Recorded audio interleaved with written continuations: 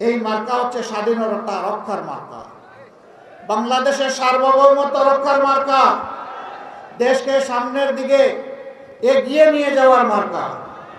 এই মার্কার সাথে আপনারা সবাই আছেন। আপনারা থাকলে হয়ে যাবে? গোটা শ্রেণীকে একদম চাষ করে ফেলতে হবে, একটা মানুষও বাদ যাবে না। যারা দেশকে মানুষকে ভালোবাসে, আমরা বিশ্বাস করি, তারা 12 তারিখ প্রথম ভোটটা দিবে হা। হা বিজয়ী হলে বাকি ভোটের মূল্যায়ন হবে, হা পরাজিত হলে বাকি ভোটেরও মূল্যায়ন হবে না। সুতরাং প্রথম ভোট কিসে হবে? হা মানে আজাদি, না মানে গুলামি। আজাদি না গুলামি? আজাদি না গুলামি?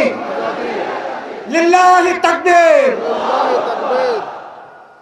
দ্বিতীয় ভোটটি হবে, আমি আগেই বলেছি, বাংলাদেশের স্বাধীনতা সার্বভৌমত্ব হেফাজতের পক্ষে, ন্যায় এবং ইনসাফের শাসন কায়েমের পক্ষে। এই বাংলাদেশের আজাদ ছেলে